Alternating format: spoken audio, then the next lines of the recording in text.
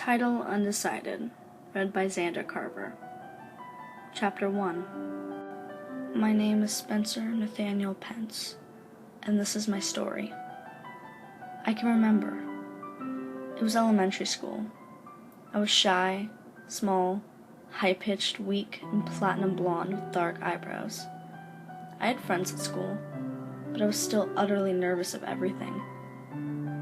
It was in second grade, I believe. I can't remember the exact day. I can't even remember how or when it started. But that year something would happen that would affect my life greatly, though I didn't know it then. I would meet her. I have a somewhat photographic memory, so even to this day I can remember every detail about her young, eager self. She had a healthy tan, with long, flowing black hair, down almost to her hips. Her eyes were a soft gray, like the fur on a small kitten. She was not lean, but nor was she fat. At most, she could be considered slightly chubby, but that didn't matter like it someday would in future society's eyes. Her voice was indescribable. It wasn't smooth as honey, but it wasn't nails on a chalkboard either. More like a beautiful in-between. But God, could she sing like an angel?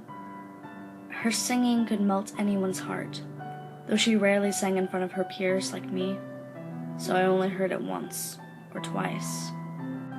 She was always excited and happy, ready to learn, but also quick to apologize for something that wasn't her fault. I remember her being small, though I guess everyone is small when they're a kid. Some days at recess she would sit alone on the abandoned playset that the kids would rarely use.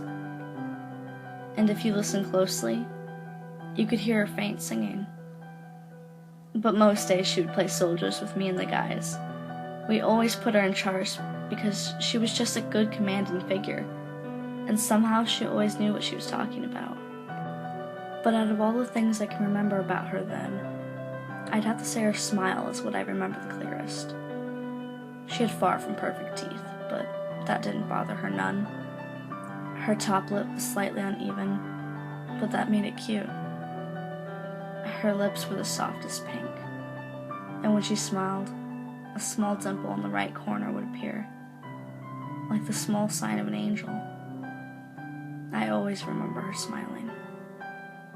I grew slightly fonder and fonder of her each day, even though I was a boy and liking girls was gross, because of the cuties, of course.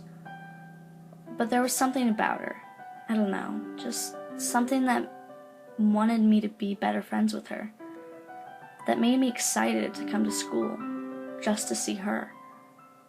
But of course I could never tell her any of this. I was far too shy, and far too young to do anything. I was nervous just being around her sometimes. Another reason for me not telling her, I guess, would have to be because I knew she wouldn't like me back. And of course, I was right. In our small little friend group, there was Andrew, Johnny, myself, and her.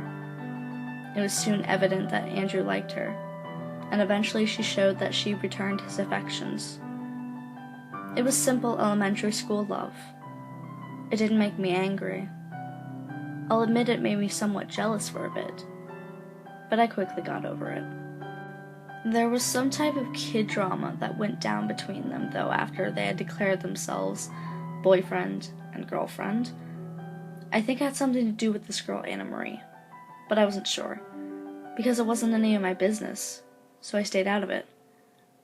All I remember was that after that falling out between them, she started spending more time with just me, and that made me happy. I remember one day she decided she wanted to raise money for something that I can't remember, so she started selling little necklaces and bracelets she had made herself. Before she started selling them, she came up to me and handed me a bracelet. She said, "This was the best one I made." Then she walked away. I cannot describe how joyful I was in that moment.